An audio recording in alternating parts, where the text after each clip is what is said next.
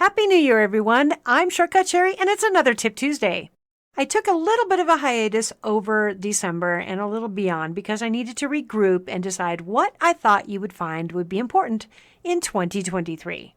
How in the world are we actually saying 2023 in our outside voice? I can't figure that out. Aren't we supposed to be flying around in cars by now? For today's tip, I would like to focus on SharePoint because it's new year, new us.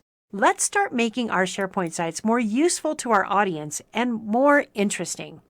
One of the ways that I like to do that is to convert what are email announcements and content, that instead of sending it out via email or other avenues, let's make them news posts on our SharePoint sites. Keep people up to date. At the top of the screen, we see the really high-level things, the headlines, if you will, that are happening within Contoso on our landing, which is our homepage for our intranet. If I scroll down a little bit more, you'll notice we have some different news feeds. We have the company feed, we have the strategy and vision, we have company news, we have company events, and we have company and culture. That's a lot of stuff on one page, but the nice thing about this is in little compartments so that we can view content in context. If I want to view the events, I can see the events. If I want to see the culture, I can see the culture. So how do we make sure that the content that we want to be presented is put in the right place? Creating manual links using the icon boxes that they've used here, that can be very tedious and time-consuming and really hard to maintain. I just want to feed my news into the right place at the right time. So let me give you my trick for doing that. The first thing we need to do is go to our Pages library. So I'm going to go to the Site Contents and select the Pages library. Here are all of the pages that we use to build our site. Some of these are static and just have content and information, but other ones are announcements, and they may have specific categories. What I like to do is customize this library. This is just another SharePoint library, so let's make it ours.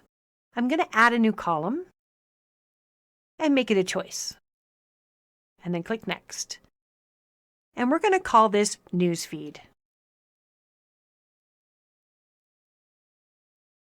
Our descriptions, people tend to leave these out, but these are really the instructions that we want people to know when they're filling this out. So let's add some instructions.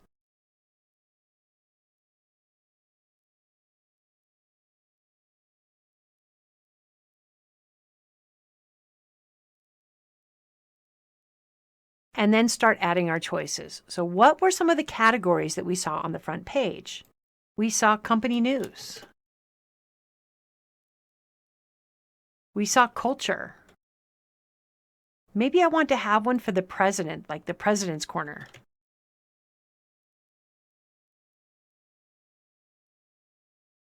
And I always allow people to select more than one option. That way, if that news post is important to more than one audience, it'll appear in both places. I don't always require that this column contains information because all of the pages in a SharePoint library would have to have this response, and some of them only apply to the pages that we're creating for announcements. So I'm not going to put that as required. And I do not allow them to add whatever value they want manually because I'm going to designate specific types that are going to be placed in different news parts, and I don't want to give them the latitude because then it might get missed. I'm going to go ahead and click Save. And let's add one more column. It's going to be a date and time column, and it's going to be the expiration date.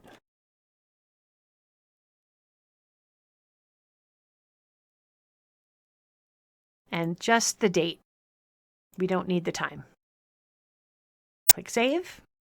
Now we have two different columns that we can apply metadata to our pages so that we can make them a little more dynamic. I'm just going to go ahead and add, and let's say these are the announcements for the functions of customer service and the Mark 8 project team and the taking flight. Just select multiple pages and you can edit them at the same time. So I'm going to assign them the news feed of this one's going to be in company news. Click Save.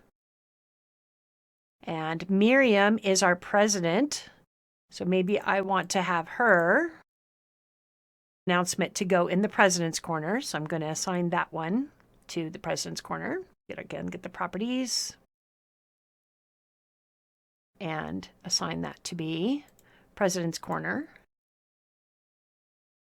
And maybe we want to put one in the company culture. Maybe functions of customer service and communicating product value. Again, make those culture.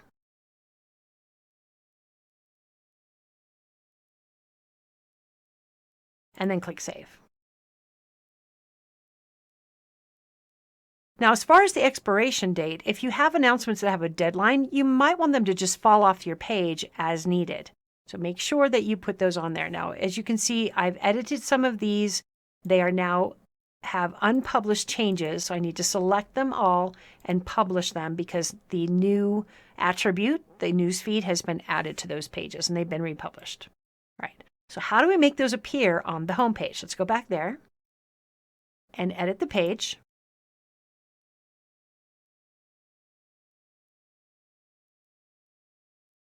I want to add a new web part. And we're going to call this News and call it Company News.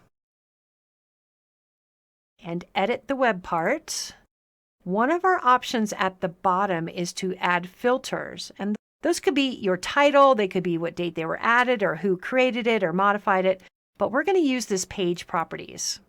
Under page properties, we now have newsfeed equals, and then it'll give you the values that you have. So company news is going to end up here. And notice the 3 that we selected are the only ones that now appear in the company news. If I wanted to add that expiration date option, then you would add another filter and again, page properties, the property of expiration date, and is greater than or equal or after, in this case, today. So we put in today as an option, today as a date. It recognizes this dynamic, and obviously you can see that I didn't put expirations on them, so that's not reading them. But you can add it multiple filters. So you can really focus in your news web parts based on the metadata or properties that you apply to your pages. Now we could do the same thing down here for the company culture. Instead of it being a high maintenance quick links web part, we could actually create those pages. Now, how do you make sure your pages appear as news? That's one little step that we need to make sure that we address. I'm going to republish these and go back to my site pages. So site contents, site pages. After you publish a page, make sure you have used the promote option. When you first publish a page, it will show up on the upper right-hand corner. If you didn't do that, or now you want to make things news posts, you can go into promote and make sure that it is posted as news. And that's how those news web parts know to go pick up things out of the pages library that are not just pages.